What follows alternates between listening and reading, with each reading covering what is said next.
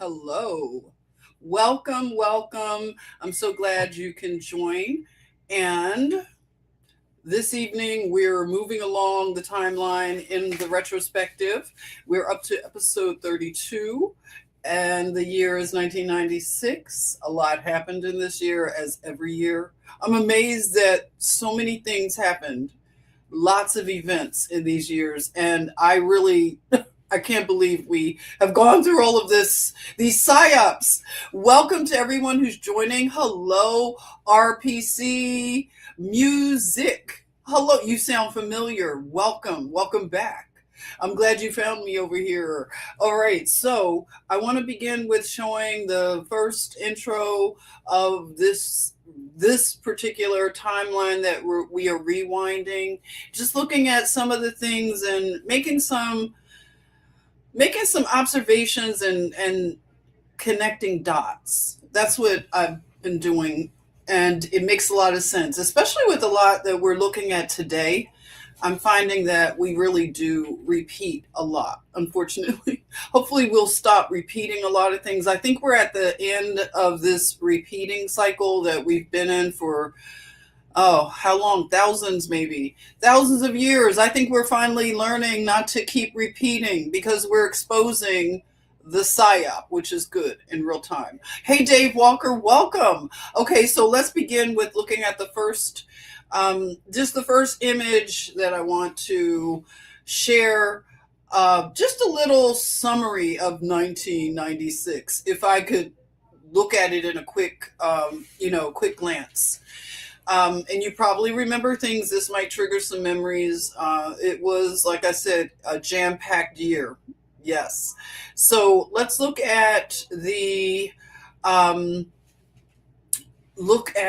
oh, wait, let me see. It may be something I wanted to mention that I, okay. I'll think of it when we get to that place, okay? Hello, T. Warts. Oh, TW artist poet. Hello, welcome, welcome. I didn't notice your name there, PJ. Yes, okay. So let's go ahead and look at the next slide. Let's go ahead and get it rolling. You probably already know some of the things that are going. It's kind of out of sequence. I usually kind of do a little sequence, but today it was all over the place. So bear with me. Okay, so I may not have a tight narrative control here. All right, so I want to just, in this particular instance of one of our celebrities, which we're moving away from celebrity culture and we're watching a lot of the celebrities, the image of the celebrity is now tarnished. And this must happen in every great empire when the men and women of renown, the elite, all the names that we give them, the idols, the icons, what happens in a 200-year span of time, it seems, when they say that a lot of our empires last about that long. It's sort of the shelf life of an empire, if you want to consider America an empire. So we're watching our men and women of renown become fallen. And fallen is a state that we've heard angels are fallen. And a lot of angels, not a third of them, right? Or however many have decided to make their decisions because they have free will as well. So a third of the good angels, I mean, turned bad. Yeah, they made a decision to go against the plan. So in terms of fallen, we talk about a fallen state. And a fallen state, actually, the word Nephilim, which we talk about a lot, that means a fallen being. That's a fallen. So the fallen state of our celebrities and influencers, whatever you want to say, leaders, it's been happening over a course of time. This has been a slow crawl to, I would say, a conclusion of this experiment, whatever you want to say it is. But I want to talk about this particular celebrity. You may remember Martin Lawrence, who had a wildly popular show, The Martin Lawrence Show. I loved it. I really can. It's one of those shows to me that doesn't age. And a lot of shows age a bit, but the Martin Show is so funny. He was just a truly funny person, very talented. Unfortunately, he hit a bad spot in 1996, where, do you may remember in the news, when Martin Lawrence was found really disheveled and screaming at cars out in LA. He was in, I forget, it may be the same area that we've seen other celebrities where they're out in the street raving and just going berserko.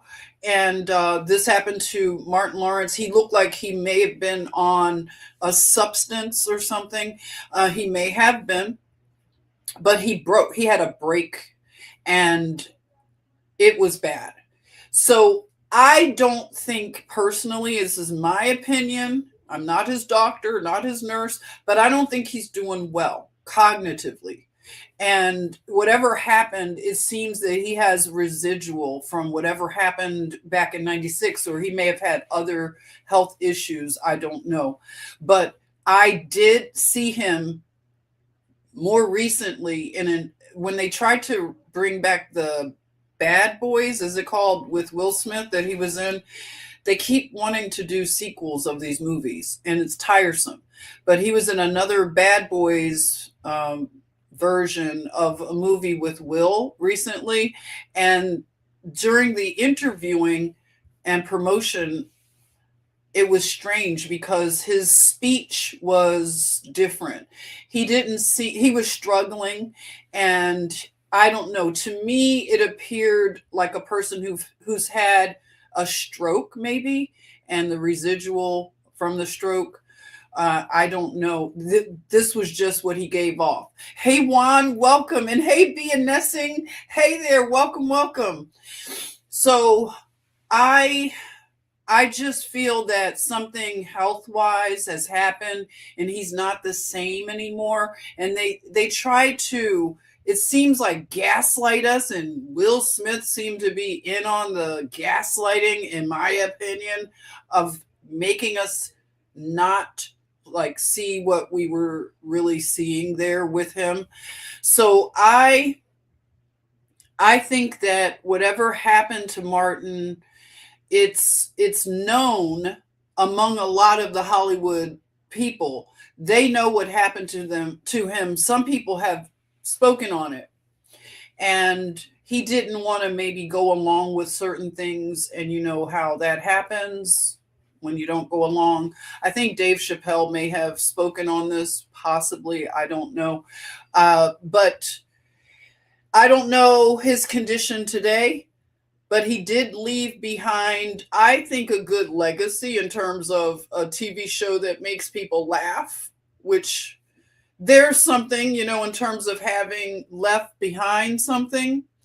So I know there was drama on the show with he and Tisha Campbell, where she and Martin Lawrence had some conflict. And I think it was over alleged, maybe inappropriate advances and whatever. Very complicated, I'm sure, but it seemed to derail the show. Remember when she couldn't be seen and with him on the show, she was away. It was goofy, but unfortunately the show stopped. But all good things, as they say, have to come to an end. But I wanted to talk about also this movie that he was in, A Thin Line Between Love and Hate. And I just noticed that the two pictures of the women, when I came across these two pictures, I see the women in the back of him. You see Lynn Whitfield in the back. Of course, she's playing a deranged character in that movie, but it's just the way that it all looks. I don't know. It's something about the women in Hollywood There are whispers that a lot of the women participate in high level spirituality systems like Ifa and Santeria and all these things, witchcraft and stuff like that, alchemy, whatever you want to call it. But he just doesn't, I don't know, it just has a look to it. Everything is just strange. Yeah, and she has the red, and oh, whatever happened to this man, he paid a high price for his fame, I'll say. So let's look at the next slide. So Martin Lawrence had a nervous breakdown, what they like to term a nervous breakdown, in 1996. Very unfortunate. And in 1996, we had a very strange death of a former CIA agent named William Colby. Do you remember William Colby? I do remember his name, but I didn't remember his connection to things like, I didn't realize, I wasn't paying attention back then. There's Karen, everybody. Let's greet our beautiful Harlem Sentinel, Karen of the Scots. Okay, Karen, thank you. Greetings to you, Karen. Okay, so with this death, strange death, oh, I should say unaliving, right? Because I'm on YouTube. Bear with me. I will remember the names I have to say around here. But okay, William Colby was a CIA director, and his body was like found washed up on a riverbank in South Maryland. And this was 8 days after he disappeared. So when you have a former CIA director disappearing for 8 days and then the body winds up washed up on a riverbank, I would say that that's strange and suspicious. Would you not say that?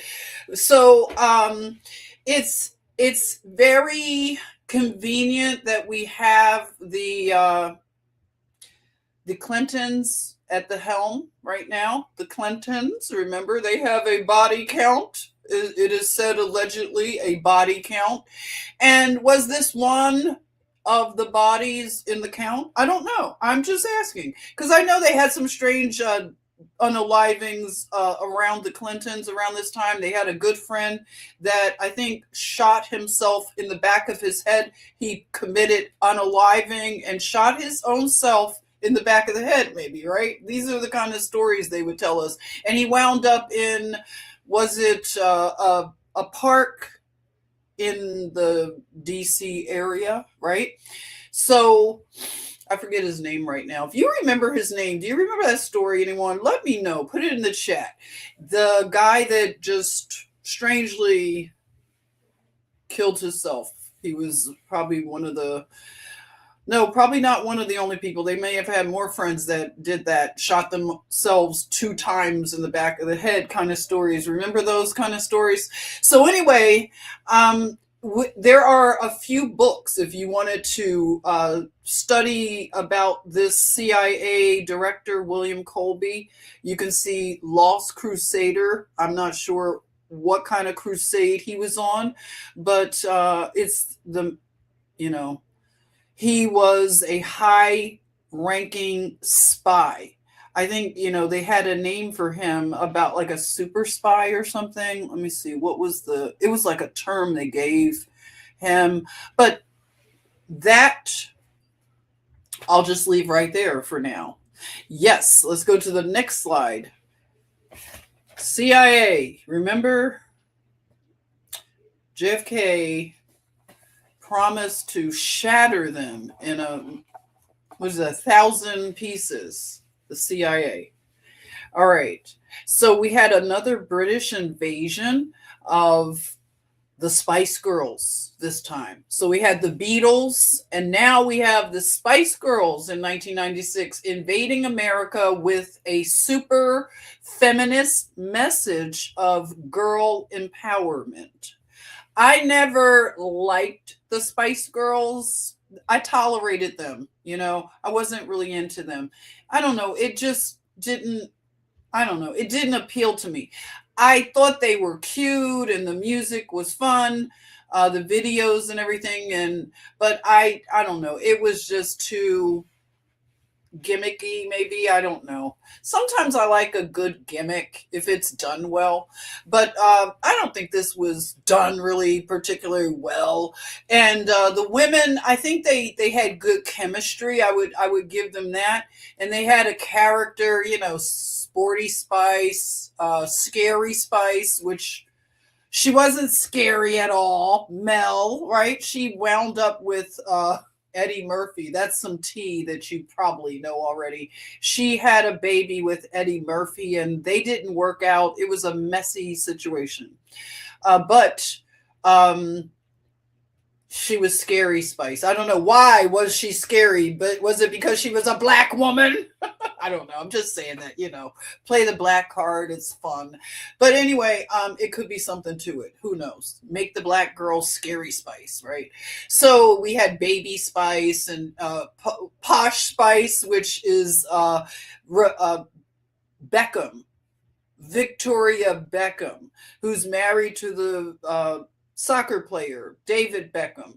So we've watched the trajectory of some of the Spice Girls. Not all of them are, I don't know, I haven't heard how they've done, but it's mainly Scary Spice and Posh Spice that I know a little bit about. Okay. And I think maybe, what is her? Posh Spice made out the best because she married a famous soccer player, and I don't know, she's super rich, I guess. So she made out pretty well. But yeah, so we have the Spice Girls, Spice World. All right, and I'm gonna say this. It may not be popular, but I think these things they've added to the problem that we have today with the rampant feminism, just obnoxious, and the hatred for men that is just ridiculous at this point.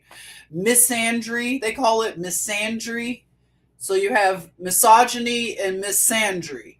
And I'm so done with the misandry. I can't stand it. It's really annoying.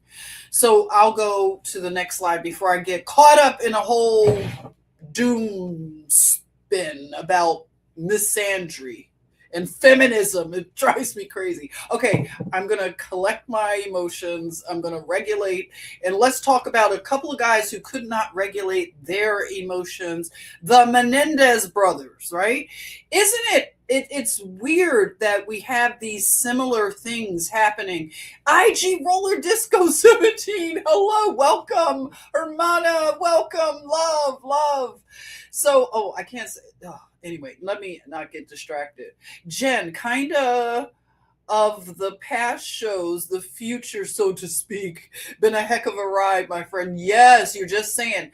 I'm glad you said that. So, unfortunately, we're hearing about a tragedy that is very similar to this, right?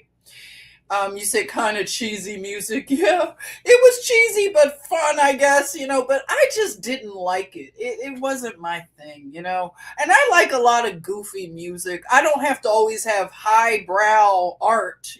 I love a little goofiness here and there, but it just wasn't me. Let me take a little sip. I'll be right with you.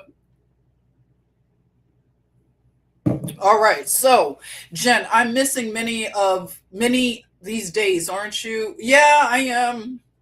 I'm missing some of the days. Yeah, somewhat. I'm looking forward to a lot of the days that are coming, though. And I'll talk more about that maybe, I don't know, at another time. I'll keep you posted, okay?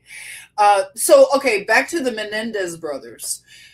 What I'm saying in terms of current events, we just heard about Rob Reiner and his wife, Michelle, being murdered very brutally by their son over the weekend. I think Sunday. It's a discrepancy as to when it happened, but it was over the weekend, and it's very sad that a child would do that to their parents. And I know there are a lot of things, a lot of stories, a lot of speculation about what could have driven him to do such a thing. We know that Hollywood families are not traditional and a lot of strange things happen. There are whispers that happen also. And I I have heard some things about the Menendez, or they said some things, didn't they? I didn't pay a lot of attention to this case, but I think they accused the father of doing things to them, right? Abusive things. And I've heard people begin talking, and it may be too soon for some people with a tragedy, but I've heard people I've read rather speculations about what could have happened to this boy. This He's not a boy, a man. I'm sorry, who did this, the Reiner son, and what could have been done to him being in this elite circle. Maybe not by his parents, but maybe someone else in these elite circles, because we know that they abuse children, and he could have had abuse in his background to make him so dependent on drugs and whatever else he was doing. But it's very unfortunate. I've worked with a lot of troubled children in my nursing career, and some of the children are really dangerous, and the parents have had to, institutionalize them, because one parent told me that the child was outside the door, the bedroom door, every night almost of his daughter. He wanted to kill his sister, and they had to keep the daughter safe at night. For some reason, this is when he would become murderous and want to kill his sister. So he's camped out outside her bedroom door, and they couldn't do it anymore. They couldn't deal with it, and they had to bring him into the hospital. So I think it's demonic. There are lots of ways that a person can become possessed by an entity. As I say, it's like driving a car, letting an entity drive the car, and they put you in the back seat, in the trunk, maybe, while they're driving the car. That's what demonic possession can be like for some people. So, yeah, the Menendez situation continues. They've tried to appeal and get out, and maybe tried to. Kim Kardashian was even trying to help them get out. They have a lot of suitors, and they may have, I don't know, been married, because can't they get married in prison? I don't know if they have that level of privilege, but they have lots of women that are in love with the Menendez brothers. And it started right away.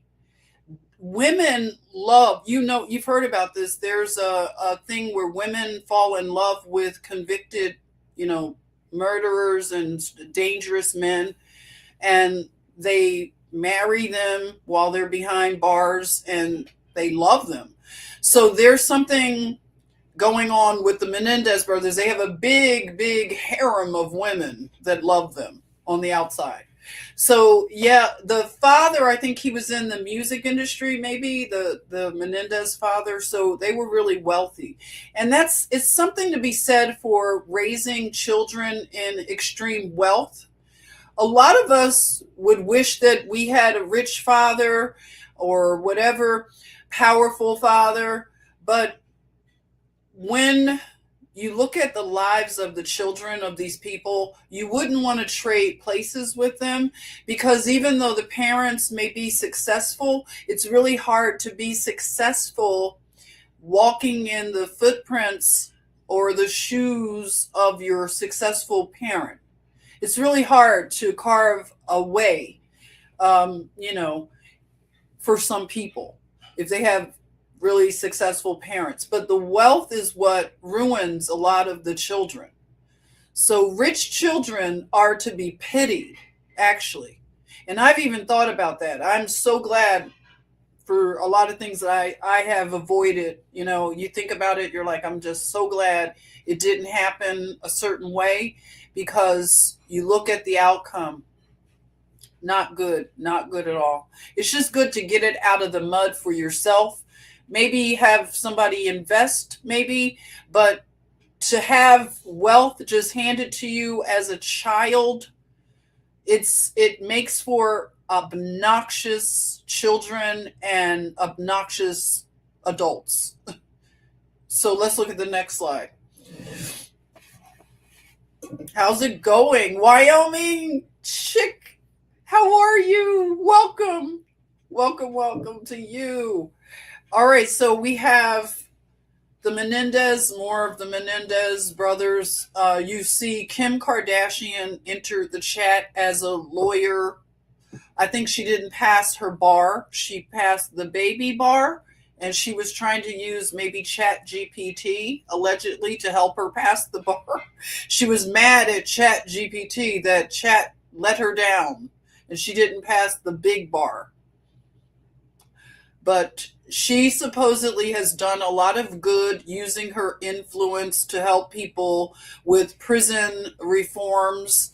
So she attempted to help the Menendez brothers out, and it didn't work. Maybe because she needs to study more. I don't know. Study, Kim. Didn't you tell us to work? Get out there and work. Well, you get out there and work and pass that bar, girl.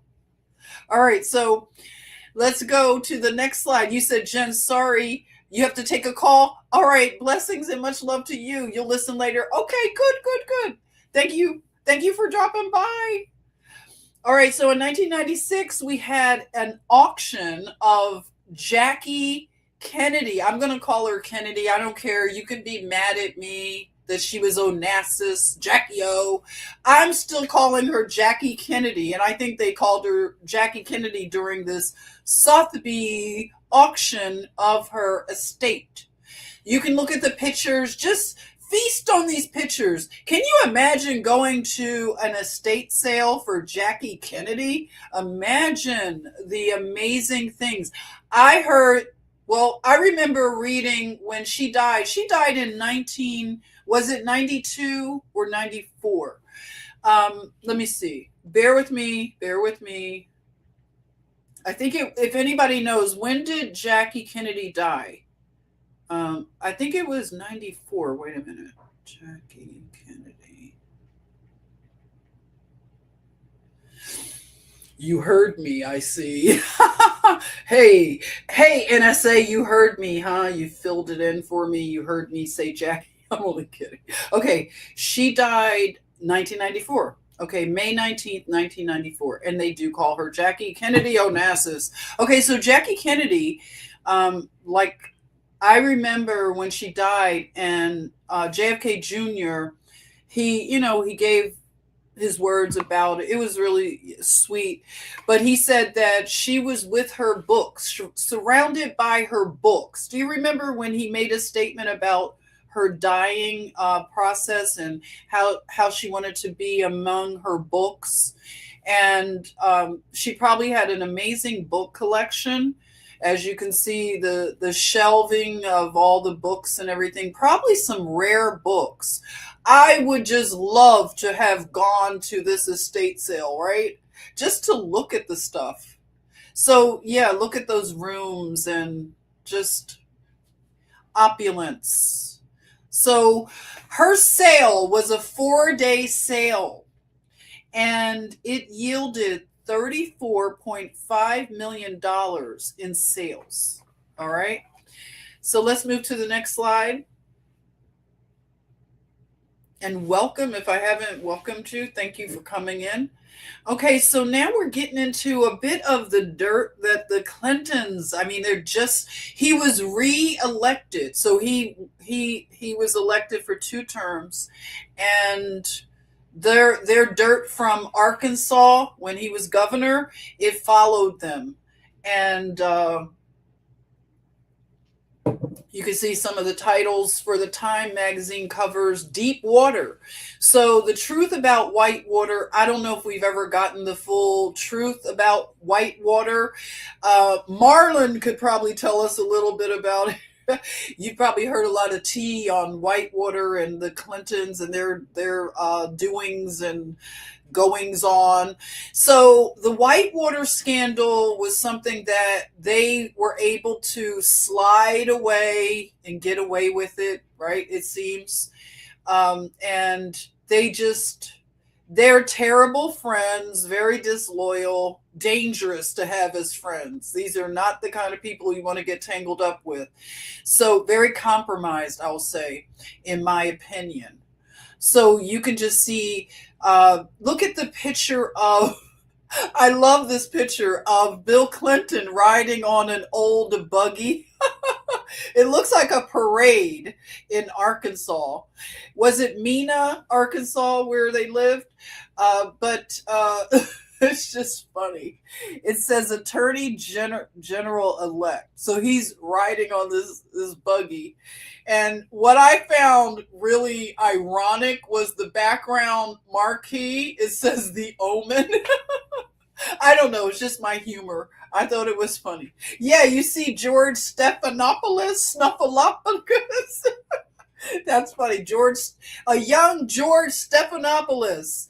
I used to really like George Stephanopoulos. I thought he was a fair and balanced reporter in the beginning. But yeah, I don't know so much anymore. So let's go to the next slide. George Snuffleupagus. That's funny. George Stephanopoulos. That name, it was something to practice. All right, so we have, believe it or not, somebody gave Rosie O'Donnell a talk show, a variety talk show. And I used to watch her show, actually. I watched Rosie O'Donnell's show, yes. And she was known as the Queen of Nice. And it's funny that they do this thing where it seems the most vile, nasty people have the public persona of being nice, like they did with Will Smith. He was supposed to be so nice. And who else? Tom Hanks is supposed to be so nice, the image. And nice is not really a good thing to be. And I don't like using it anymore. Kind is more so what I think we should aim for, but being nice, it seems manipulative now, and definitely the way they use it for these people, these very vile people in the entertainment world. But Rosie O'Donnell had a show. Rosie, I have to say, she had a good run for somebody like herself. I thought she was initially talented. I thought initially she was funny. And I don't know so much now. I don't know if I were to hear her old humor, I probably wouldn't find it funny. But, that was the time that we were in. She had a talk show. Unreal. All right, so the Rosie O'Donnell show. And it's a far cry from where she was in 1996 to where she is now. It's real sad with Rosie. She's not doing well. She fled the country because she has severe case of TDS, and she obsesses over Trump, even over in Ireland. A beautiful country, right? Is Joseph there? Maybe Joseph could pay her a visit and tell her to shut up and enjoy Ireland if you want to keep her. I don't know. Don't send her back here. I hear they're coming back. Everybody's coming back, right? Ellen is coming back. And I don't know. Rosie is probably going to end up coming back too. A lot of people are. All right, so let's look at the next slide. All for that running away, fleeing your country. So we have this thing in 1996 called The Rise of the Freemen. Do you remember this? I don't. It was a group called the Freemen. And why are they always in places like Montana? It's always the same crap, the same story over, right? Okay, so these guys are holed up somewhere in Montana, and they call themselves the Freemen. And I am curious about the name and how they came to call themselves the Freemen. But they were standing off. They had an 81-day standoff with the FBI. Doesn't it sound familiar, right? It's the Ruby Ridge, the this, the move, the this. Every time you turn around, it's something. Ranches. I think it has a lot to do with land that has been stolen, uh, treaties that have expired, and to call themselves the Freemen, I have a particular interest in, again, how they came to that term, because that was a term used by free Negroes that were never enslaved here in America. My lineage is a lineage of freedmen. Oh, we called freedmen, not freemen. Okay, freedmen. So this is freemen. Wait a minute, let me see. What is this? Does anybody know what this thing is? I didn't look into it too much. I didn't know about this at the time, like I said. Freemen. So it's a little play on it. Freemen. Well, it says that a freeman is a person not in slavery or serfdom, one who possesses the rights or privileges of a citizen, one who enjoys liberty or who is not subject to the will of another, one not a slave or vassal. So the Montana Freemen, they were a Christian patriot group that rejected the authority of the federal government and engaged in bank fraud and an armed standoff. I wonder what that was really truly about. Maybe I'll look into it a little more.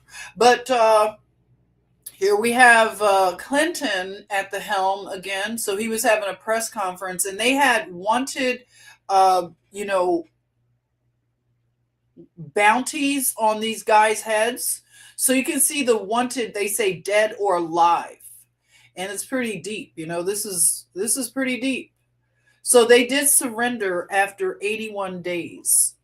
But it is interesting, the rise of the freemen. We're all free men and free women, aren't we? But yeah, that term was used, I know, you know, to describe the Negroes of America who were never enslaved. We were prisoners of war, not slavery in the way that Hollywood. I've talked about that many times, right? So yeah, this incident happened in 96. And yeah, I know it's a lot more to it. Maybe I will do some research into it. All right, so let's look at the next slide. All right, I'm going to say some very unpopular things right now. I'm just warning you all if you're sensitive to what I want to say about the Atlanta Olympics and the city of Atlanta. If you live in Atlanta, I'm sorry, you're not going to like what I'm going to say, especially if you are a transplant to Atlanta. So Atlanta scored the 1996 Olympic Games. And this was truly, as they say in the Atlanta Journal and Constitution, which it used to be called, it's Atlanta! City explodes in thrill of victory. And it all sounds good. And my father, my late father, he was so excited. He was such an Atlantan in terms of, he was a transplant from Philly in the 70s. And it was a time when Atlanta was more so a small town type of city. It was very nice. I loved old Atlanta. And you met people that were truly from Atlanta, that had generations that were from Atlanta. And when the Olympics came, and my father was, like I said, so excited. He had tickets to a lot of the events because he knew so many people and people gave him tickets, and he couldn't even give the tickets away. There were so many events all over the city. If you've ever been to the Olympics or in a city that's hosting the Olympic Games, it's a lot going on, you can imagine. And Atlanta was just so energetic. And my dad bought a brick. He dedicated a brick. It's somewhere, we've never found it, but we have a brick with our names on it somewhere in Atlanta. And it seemed nice. It was exciting. And of course, when you're in the thrill of it all, It's great. But afterwards, I don't know if Olympic Games really bring the return on the investments or whatever that people think. Businesses do well, realtors do well, all kinds of rentals, they do really well. So some people really do make out really well. But when it comes to the aftermath of the 96 Olympics in Atlanta, I think it ruined the city. Okay, and this is my opinion of a person who watched the city change from what it was in the 70s and even the 80s. And like you could go to Atlanta and you never meet a person who is actually from Atlanta and has roots. Everybody's a transplant. And it's a lot of foreigners in Atlanta. It's overrun with immigrants. And and please, please forgive me, Sister Karen, our beautiful Harlem Sentinel, with what I'm going to say right now, because New Yorkers are, they don't play it, okay? But I have to say this, okay? Because I have people from New York too. Remember, I could claim New York too, and Philly. Okay, so the New Yorkers that, so I say immigrated to Atlanta, I'm going to use that. The New Yorkers that immigrated to Atlanta, and the Chicago people and the Detroit and everything that immigrated to Atlanta after these games, you ruined the city, especially the New Yorkers, especially the New Yorkers. And I love New Yorkers, but you ruined Atlanta. You really did. Bringing the New York whole like aesthetic and attitude and everything that you have in New York and bring it to Atlanta, to the South. It's okay. And this is a very sensitive thing, but it's happening all over. When you bring a culture from somewhere else and you invade, now it's okay to have a few New Yorkers come, but when you have so many, and then you have so many from other cities that they're fleeing for this opportunity, especially Black people were told that Atlanta was a Black Mecca. And you have to go, when you get off the plane, they give you a car, a job, a boyfriend, a girlfriend. They give you everything, a dog, a house, and everything. They just give it away like Oprah. You get a car, you get a car. And that was the impression that a lot of people had. And gay people thought it's the gay Mecca. Let me go to Atlanta and make it big. So everybody's headed to this city who cannot accommodate for all of this inflow. And what it did to the city in terms of the culture, it ruined it. Atlanta was already weird, but it was a manageable weird. You know, you could go to Piedmont Park and have some off base kind of event going on. They used to have like a marijuana festival in Atlanta. Can you believe it? In the 70s. It was crazy. My father, he didn't want me to see it. We'd be driving by kind of quick.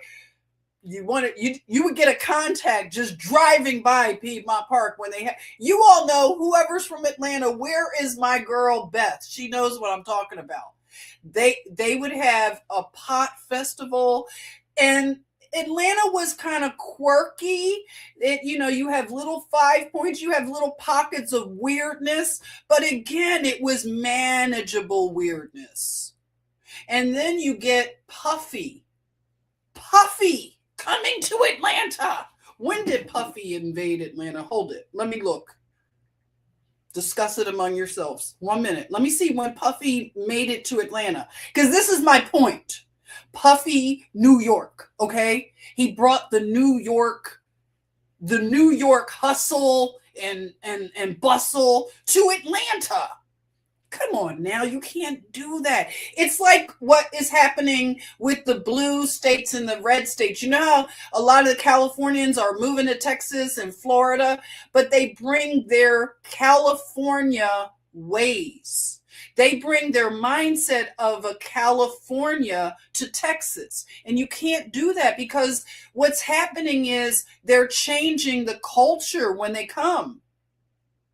And that's what's happening with America. Do you see where I'm going? You see, I was headed there, but wait, I have to make a point. I have to make a point because I was in Atlanta on and off around this time. And I do remember when Puffy had the restaurant called Justin's. And I actually I saw Kim Porter once at a bougie, I told you guys, at a bougie grocery store in Buckhead. It's probably not even there anymore, but I used to love I love bougie, okay, I love bougie grocery stores and stuff, boutique food places, because I just want to live in Eden. It's not about being bougie. I just want good food. Is that bougie? I don't know. People make me feel like it's bougie to want to eat good food. I want to go back to Eden, okay? So yeah, I like really highbrow, bougie kind of places. So I was at this little bougie spot in Buckhead, and I see this woman that she was really tall. I mean, you couldn't miss her. She was drop dead, like ethereal beauty. She didn't look like she was from this earth, okay? She was otherworldly beauty in person. That's Kim Porter, the girlfriend of Diddy that mysteriously died. Her. That's what I'm talking about. I saw her in the 90s at this grocery store, and when I saw her, I knew it immediately who she was, but she was just so beautiful, you guys. The pictures that you see of her, it does no justice because I literally saw her in person, in the flesh, and she was truly stunning. Truly stunning. I do think that being with Puffy, he did suck some of her beauty from her because you could see later on, you could see a little bit of the wear from being with somebody like that. It does, it takes a toll on a person. So let me find out when Diddy came to Atlanta. His whole crew. And like I said, he had a restaurant, and it wasn't a good restaurant. It was really subpar. And nobody really thought it was a good restaurant. It was more a place to go and say, oh, I went to Justin's. It was in Buckhead. And, it wasn't even, like I said, it wasn't a good place. Okay, when did Diddy hit? Does anybody know when Diddy and his crew moved down to Atlanta? I'm thinking it was around this time. Definitely around the 90s, but I don't see anything yet. If you know when, let me know. Karen says, you think Puffy brought a home in Atlanta in 2003? Really? Do you think it was that late? Don't you think he was there? Oh, wait, let me look up when was the Justin's named after that one son, Justin's restaurant. Let me see what it will tell me. I'm just curious. I can't prove it. It's just my thoughts. All right. It was open for 14 years. Really? I'm shocked that it lasted so long. Such a subpar restaurant. Okay. Oh, okay. Look at this. Diddy founded Justin's, named after his firstborn son. It was in New York City in 1997. The Atlanta branch opened up the following year. So we're talking 98. So yeah, 2 years after. So, okay, it goes with my theory that they invaded Atlanta right around this time after the Olympics. That's when the floodgate opened of people moving to Atlanta. But I want you all to know Atlanta was not like it is. It was a really nice city. It is one of the worst places, in my opinion. I cannot stand Atlanta, and I used to love that city so much. That city it's so dark. It's so wicked. So many warlocks and witches, and just, like I said, an influx of invaders, a horde of invaders from all over, from everywhere around this country, from all over I was going to say the globe. I'm sorry, flat earth. I meant the realm, all over the realm in Atlanta. And it's a mess. You can't do that to a city, people. I get it. You don't want to live in a high priced place, but you have to stay sometimes and fight for your own place. Everybody can't flee. And that's the whole issue that we're having with this immigration conversation. Everybody cannot flee. Some people have to stay back and fight to make a place better. Because if they flee, they're going to be the new invading hordes are going to take your place, and it's going to just turn into a whole new place. Altogether different. And that's what's happening. But it's an unfortunate thing what's happening with people that come from the really deep blue liberal cities, and they want the new place to be like the old place. It's the height of absurdity. So I don't know what we're going to do about it, but I just want to say Atlanta is gone. It's gone. It's a done deal. That city is trash. Complete trash. It really is. Congratulations. Okay, next slide. Boy, that was a long rant. Let me get some water. I'm mad about Atlanta, though. I really am. They really effed up that nice city. Okay, this right here is so wackadoodle. It's a psyop of all psyops, okay? Richard Jewell. Remember this bizarre story? Of course, they had to have a bomb go off in the BS that these people always engage in. You can't have a nice event. You got to have a psyop attached to it. Again, who's in the office? The Clintons. Remember that. Who's in the White House? The Clintons. So we have a so-called bomb happen at Centennial Park. And this is supposed to be a place where you can bring your kids, and it's like little water fountains they can play in. And it was supposed to be a nice place, right? Oh, it was marred with a bomb right during the Olympic ceremonies, events. So they said this security guard, Richard Jewell, they said he may have planted the bomb. So they call Bubba the Bomber. So they were making a lot of fun off of him and his archetype as a Bubba. And remember, they call Clinton a Bubba too. So the Bubbas. And I think they ruined this man's life. Didn't he have a heart attack because of all of the FBI agents swarming his life and just ruining this man's life? It was really unfortunate. I didn't look at the movie or anything like that, but I knew that something was off. Nothing felt right about the story. They kept changing it, and it was very unfortunate. So let's go to the next slide. Richard Jewell, unfortunate stuff. And we have the assassination, that's what I'll call it, of Tupac Shakur. Again, something about 96 and our current timeline. One of Gotham City's superheroes, I'm calling him, and a war angel is 50 Cent, or Curtis Jackson.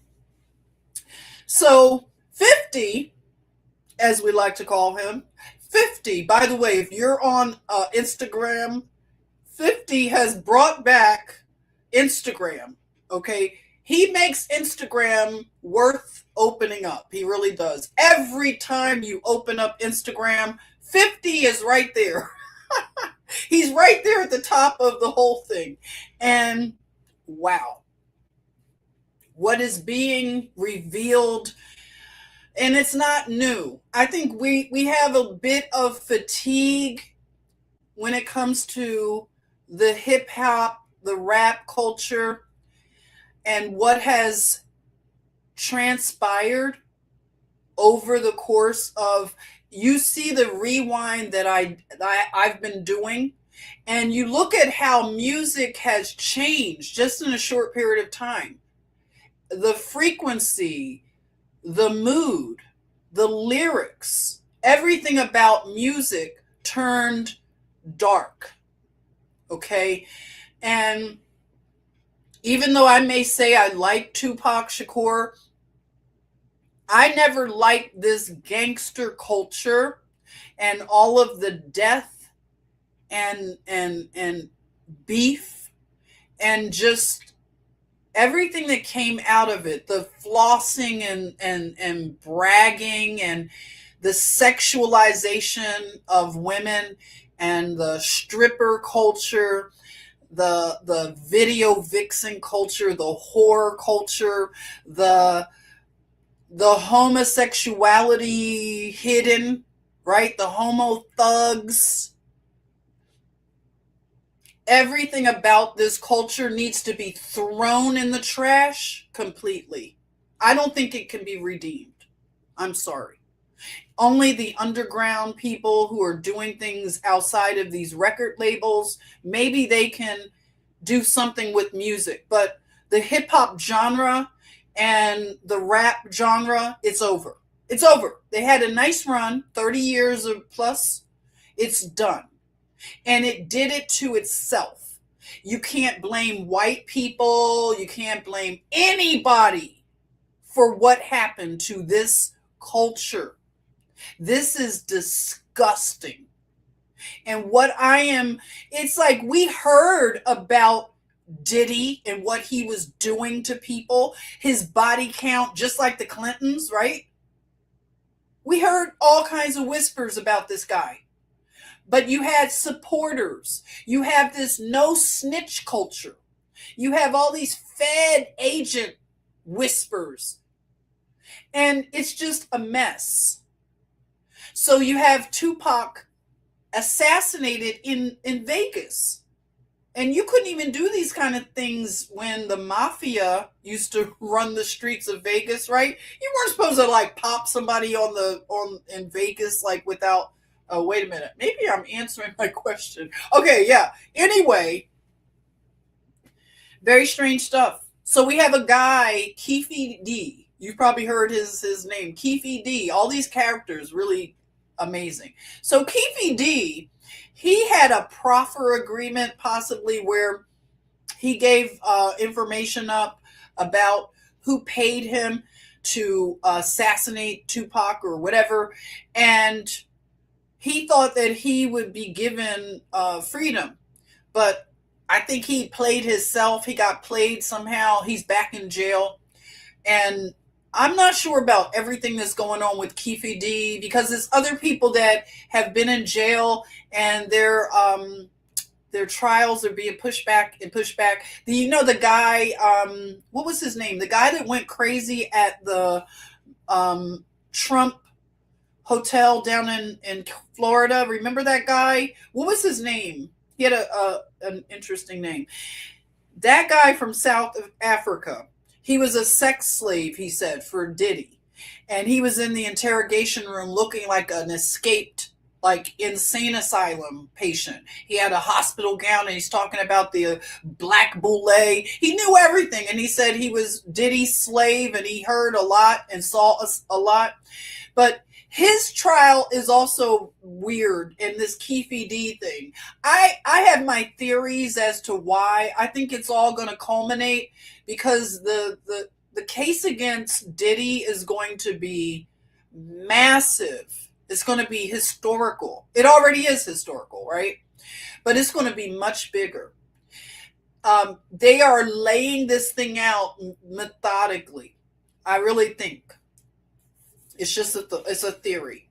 So we have the death of Tupac, Keefe D being the hitman, and he didn't get paid. And it's the most bizarre thing. It's actually comical.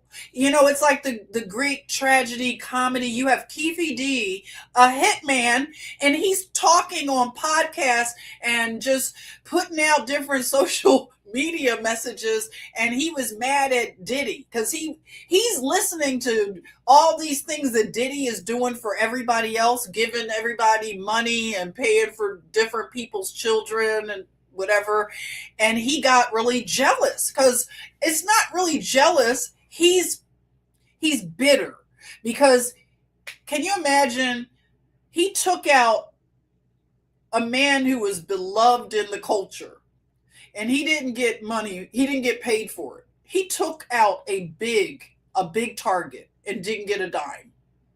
And he's so pissed. So he's up here just talking about, darn, did he show me some love, brother love? Why? It's so sad, actually. It's sad.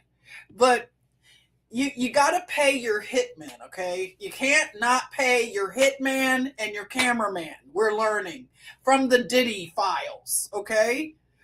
If you got to pay anybody first, you might want to forego your electric bill and pay the hitman at least. Damn. Okay, so Diddy is just his own enemy, and it's all going to be, like I said, a Greek tragedy and comedy. So we're watching the haunting of this timeline just coming back. And it's a reckoning for sure. And that's what 50 named his documentary, The Reckoning, a reckoning. Because that's what this is. Everything, I believe this is the Most High Yah. This is his reckoning. And he will use any vessel. Some vessels are noble and some vessels are not noble. And he can use any of them to do anything, put anybody in place to take care of judgment. And that's what I think is happening. Like, people are mad at 50. He's not a perfect person. He never claimed to be perfect. But God does not need a perfect person in order to carry out judgment. He will use your enemies to carry out judgment on you. It's in the Bible. So let's look at the next slide.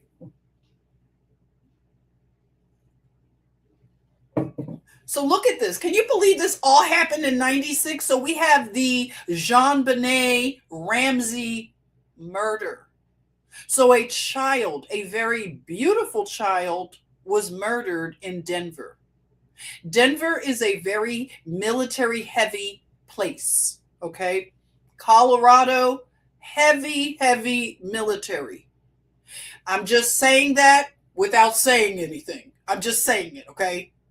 So this little girl, you check out the black and white print on that outfit. Interesting, right? Interesting pattern for a little girl.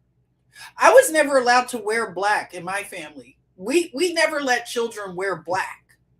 Well, the newer people in our family do, but when my grandmom was alive, you weren't allowed to put black on a child. It just wasn't something you did.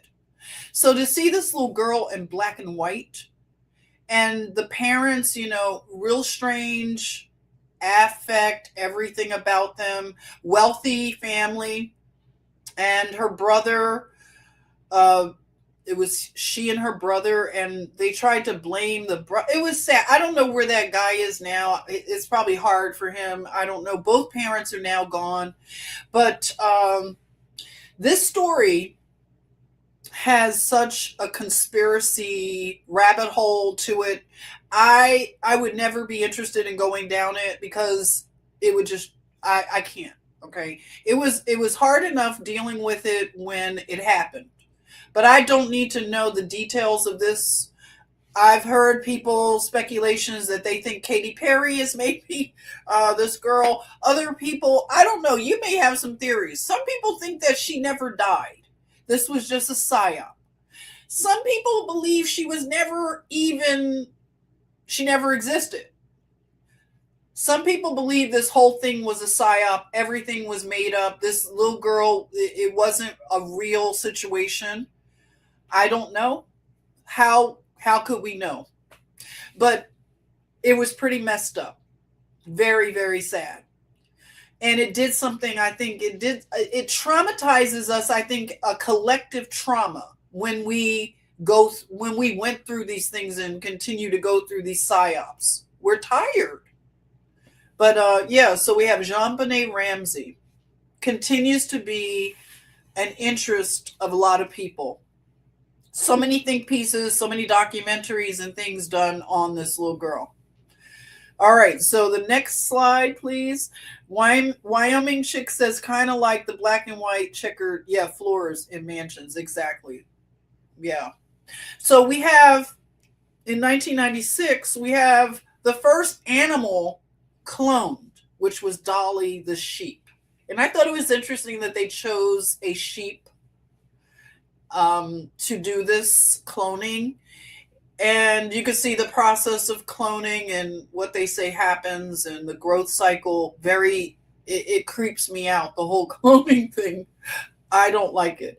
So they claim that this was just done with animals, right? So do we trust that? Do we trust that it was only done in animals? I want to take a minute. Let me ask Marlon, do you have that video available? I want to play a video right now. And just, it's quick. It's just like a minute. So let's look at this video. Let's see. Marlon, do you have it queued up? You're saying, well, they think we're sheep. Yes, exactly, Wyoming sheep. That's why I found it interesting they chose a sheep. It's like they're just laughing in our faces, right? All right, check this out. This is President Clinton having a press conference regarding cloning. Let's listen to what he's going to say. Listen up real good. Maybe I'll play it twice if we can. Maybe listen. Good morning. Could it be possible to clone? Our administration believes that there are loopholes that could allow the cloning of human beings if the technology were developed. Therefore, today I am issuing a directive that bans the use of any federal funds for any cloning of human beings. Effective immediately, no federal agency may support, fund, or undertake such activity. Of course, a great deal of research and activity in this area is supported by private funds. That is why I am urging the entire scientific and medical community, every foundation, every university, every industry that supports work in this area, to heed the federal government's example. I'm asking for a voluntary moratorium on the cloning of human beings until our Bioethics Advisory Commission and our entire nation have had a real chance to understand and debate the profound ethical implications of the latest advances. As we gain a fuller understanding of this technology, we must proceed not just with caution, but also with a conscience. By insisting that not a single taxpayer dollar supports human cloning, and by urging a moratorium on all private research in this area, we can ensure that as we move forward on this issue, we weigh the concerns of faith and family and philosophy and values, not merely of science alone. Thank you very much. When I started doing this strange red root ritual to improve my vision, my friends laughed. I'm claiming fair use. Okay, we may not have to watch it again. If you want to watch it again, if it was something you missed, you want to watch it again, let us know. But I caught something. I caught it when I heard it the first time. He did say that tax money would not go towards cloning. But he did acknowledge that the private sector, of course, could still do it, right? They don't need permission. Who needs permission really to clone anyone? Where does that come from, the permission? Yeah, Bubba, sure. You said we have been doomed. Oh, gosh. So do you trust that just because they have a press conference and, yeah, there you are, RPC, voluntary. That was the key word I wanted to voluntary. So, of course, Bill Clinton is very talented with words. He's an attorney and a very skilled liar. This is a man who could use the word and lie. Okay, so he's very skilled, and he said a lot, and he didn't say a lot, but he mentioned ethics and things like science, and it can't be just about science. It has to be about ethics and all these other things, and that sounds good, but it's coming from a guy like you said. Clinton is a liar. So what kind of ethics are we going to have with him? And if tax dollars don't go towards it, then other money will. And it has, I believe. So, yeah. What was that? Was that a soft disclosure for him to have this big? Why would they have this dramatic conference talking about we're not going to put tax money into cloning. And he's asking for a moratorium, which is, I know the word, but let me just look it up real quick. What does a moratorium even mean? Who has to follow a moratorium? Isn't that, it's kind of like it's an honor-based system based on honor, but you have to be honorable to have an honor-based anything. So a moratorium is a lawful suspension of the payment of certain debts during a period of financial or civil distress. It's the period during which such a suspension occurs. It's a suspension of an ongoing or planned activity. So it's not really something that is going to make people do it, which sometimes you have to make people do it because they don't have a conscience. And he mentioned a conscience. So if people don't have a conscience, how are we going to trust that they're not going to clone humans? We didn't get any guarantees from that conference that they weren't going to clone people. Did I hear it or did you hear it? Next slide. So I just wanted you to just hear that, since we heard about Dolly the sheep and other clones, right? That's all we hear about now are clones.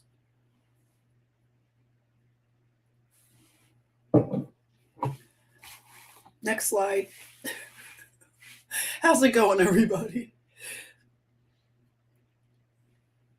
Yes, voluntary. Crazy. The words, the way you say the words. Are we still there? Am I still on? Can you still hear me? Next slide, please.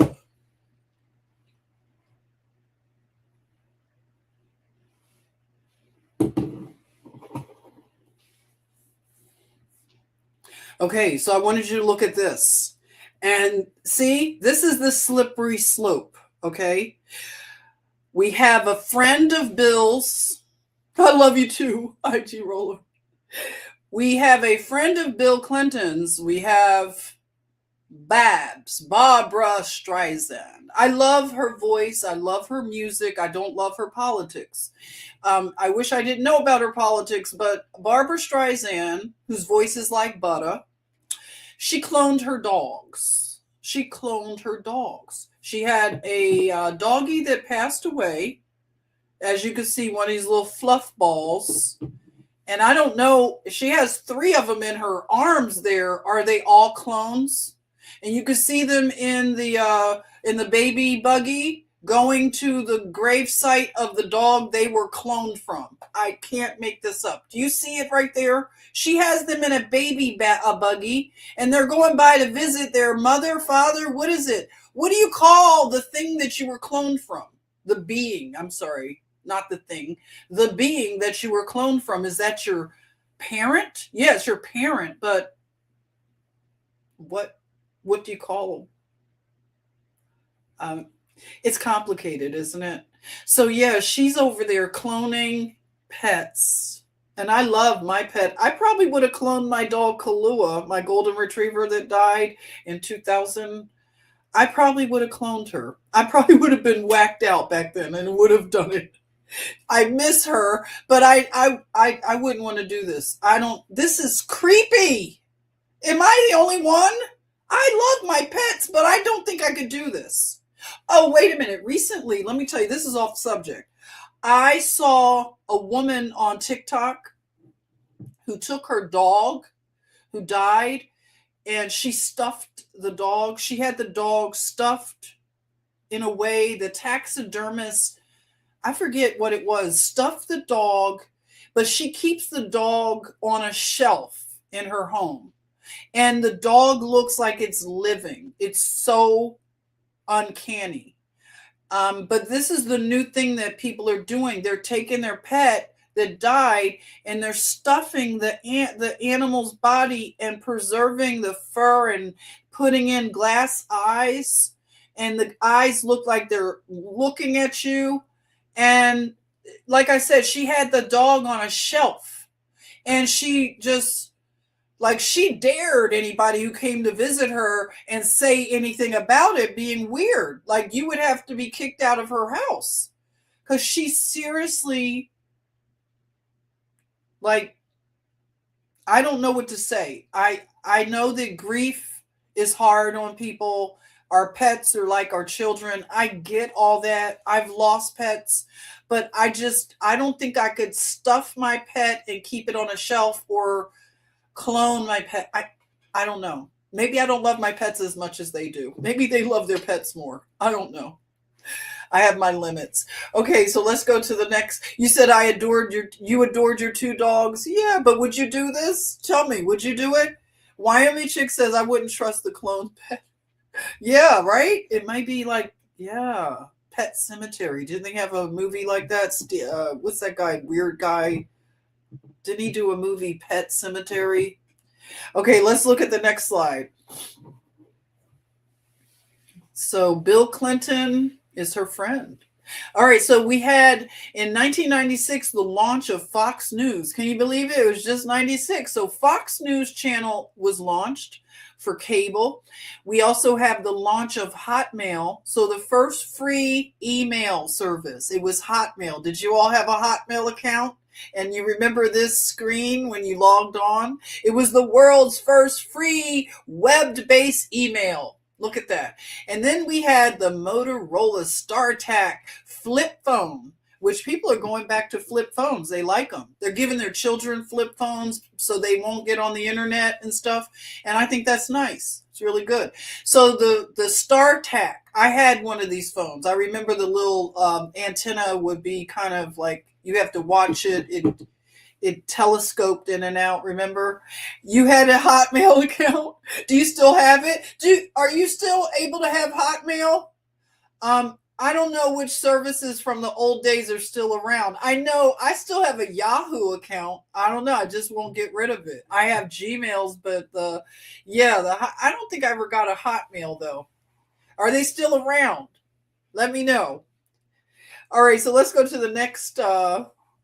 You lost yours too, but I can't. Next slide. I'm probably like reading it out of sequence. So I'm in your business. I'm sorry. Okay. So we had, unfortunately, a plane issue, TWA Flight 800. You remember it blew up off the coast of New York, like whatever. Really strange situation.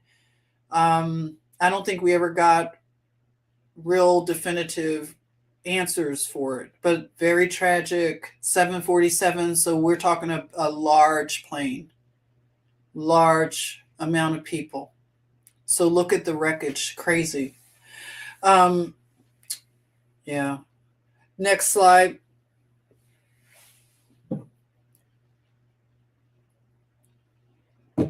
So we also had in 1996 the debut of Blue's Clues. If you remember Blue's Clues, lots of children loved it. And the guy that hosted Blue's Clues, what I've heard is he recently came back because the children that grew up on Blue's Clues, they felt like the guy abandoned them. Like he kind of got out of the business and went, I don't know, it was strange. But I heard that he recently came back and maybe he has like social media or something. I don't know. It's something going on with this guy. But, you know, the children of that period, the millennials, that's more so their culture. But they love this Blue's Clues.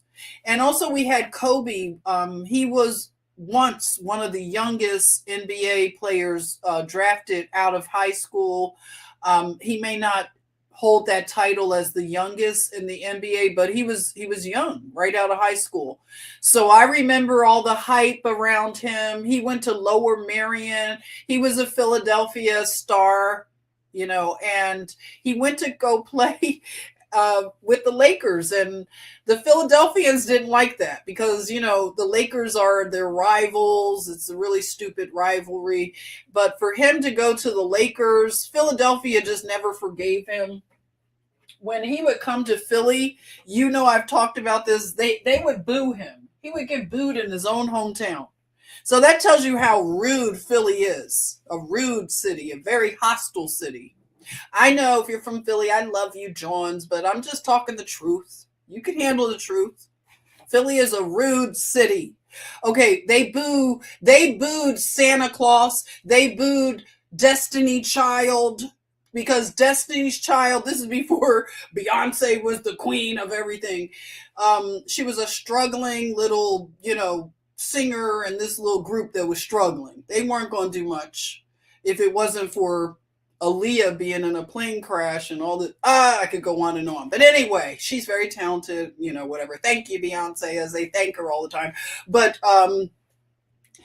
she and her other members of the group, they came to Philly and they were dressed. I don't know who told them it was a good idea, really bad thoughts to wear Lakers gear. So they had this cute little Lakers outfits and they were out there singing at one of our sports events places, and they booed these poor children, these poor girls. They booed them into oblivion just about, because that's how Philly is.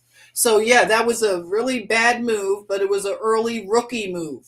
Bad move. So we had Independence Day. We have Will Smith saving the whole world, and we see what's happened with him. His whole arc is all corrupted now. And then we had the Scream movies, the franchise that started in 96. We also had Judge Judy. I loved her, but she debuted in 96. And we have Jay-Z debuting with Reasonable Doubt, which is ironic, the name, isn't it? Reasonable Doubt. Interesting. And the most, earworm song, the Macarena. Do you remember? It was at everything. Everywhere you turn, Macarena. People had it at their weddings, at their funerals. It was disgusting. I hate it. And I might just share it on Instagram. No, I'm only kidding. But yeah, the Macarena. Oh, gosh. 96. I'm so glad we don't hear it anymore. Okay, next slide. Yeah, they played it at funerals, I think. And 96 is when Oprah debuted her book club, okay? And I thought it was ironic that in 96 they had the Ebonics debate. Do you remember the Ebonics? It came out of Oakland, California. But yeah, the Ebonics thing, crazy. They wanted to introduce the way that Black dialect was supposed to be a official language, or I don't know. I have a lot of serious doubts as to the people that push and propagate this stuff. If I were to look into the background of the people that push this stuff, my guess is they are probably not from America, but they were sent here to do this kind of stuff, to undermine the foundational blacks in America, because it is not okay to say, I has a dream. You are not, I don't care how much of a university idiot that you are, you cannot tell me that Ebonics is a good thing. And we're going to be okay with people saying, I has a dream. Really? I'm so glad these idiots didn't get their way, but they pushed it. They tried it. They really did. Give them an A for effort. All right, so moving on, next slide. So Ebonics was put down. Nope, we're not doing it. We ain't doing it. Okay, so we have this scholar, look at his book collection. It rivals Jackie Onassis, Kennedy Onassis, right? He's surrounded by his books in a cave as well. And he's remember, this young man here? We heard all about him, Osama bin Laden. And he was becoming an influencer in the terrorist realm, right? And his lore is, of course, they claim that his name was Tim Osman or something. And he was a CIA agent. It was just all a bunch of made up stuff. But, look at it. Doesn't it look, to look at it now, it looks like a Hollywood set, right? It's ridiculous to think that this man is living in a cave with bookshelves full of books. And doesn't he look like a podcast bro? He's got a whole podcast set up here. He's got a 2-camera podcast set up. Look at him. This is in 96 before we had podcasts. Osama bin Laden had a podcast, you guys. Look at it. In a cave with his book. He's like me. He's got a better bookshelf than I do. I wonder what kind of books they are. But here we are with the BS starting. So now we got Osama bin Laden on the scene, right? Gathering all his little terrorist cells and all the stories they told us about him. But here we are. All right, so next slide. Craziness when you look at it now. Just looks silly, right? Okay, so we have Bill Clinton signing a welfare reform law, a bill, rather. And it says a new beginning. I like how whoever comes up with these goofy titles, it's like my titles, I come up with real goofy for these live streams. All right, so we have a new beginning, welfare to work. The New Republic says this is a day of reckoning. So you see Hillary over there supposedly visiting with families. She cares so much about families, right? But the welfare issue is an ongoing thing. And when they use the face of welfare, I have to say, I don't play the race card, but I have to say they usually use a black woman. Usually an overweight black woman is the welfare queen. Remember the Reagan administration? They painted the welfare queen as a fat black woman with a bunch of kids.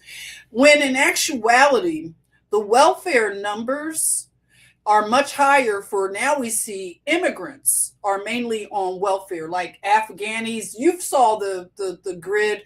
The Afghanis are like the highest. The Somalis are high. So you have all these immigrant groups. They are the ones benefiting from welfare. So to have the face of welfare be a black woman is kind of like disingenuous, very disingenuous, because in actuality, that's not the majority on welfare.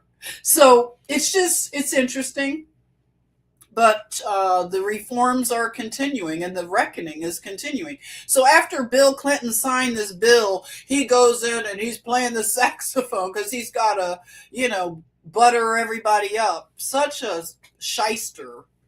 So let's look at the next slide. So welfare reform bill. He was busy, wasn't he? Up to all his shenanigans, playing the saxophone. All right. Is that it? Do we have any more slides? That was it. That's it. We got through our 1996 retrospective. Thank you so much. There were a few other things I didn't mention. Marlon Brando got in trouble for a hot take where he said Jews control Hollywood. He was painted with the label anti-Semitic, and he later apologized. And then we had Pokemon. First appearance of Pokemon. And then we have Bill Clinton tapped the petroleum reserve, strategic petro reserve. And what else? A few other things I didn't mention. OJ was on British television. He was going around making these weird interviews about not being guilty, but he should have stayed home and just shut up, because the more he talked, the more he looked guilty, right? And then we have, we talked about Whitewater, Susan McDougal, Governor Jim Tucker, I guess, and James and Susan. Business partners of the Clintons with a scammy land deal, fraud, all kinds of stuff. Woody Harrelson was arrested for planting 4 hemp seeds. He was challenging the state law to distinguish between industrial hemp and marijuana. So that was something that he was up to, being an activist. And Holyfield and Tyson. Is that when Tyson bit off Holyfield's ear? Then we had Microsoft release the Internet Explorer 3.0 Netscape browser. Remember? Netscape was also released as well. And then we had What else? The cornerstone dedication of the Holocaust Museum in New York City. And I question why we have Holocaust museums on American soil. And I don't care if I'm called an anti-Semite. I can't be an anti-Semite because I am Semitic myself. I am of the tribe of Judah. I dare anybody to try to tell me I'm not. So I can't be anti-Semitic. So I have a problem with Holocaust museums being dedicated on my land because the Holocaust did not happen in America. Okay, it happened overseas, and I don't think we should have museums for such a tragic event. Shouldn't be here, period. And I don't care what it again. I can't be anti-Semitic, period. Okay, so then we have, moving on.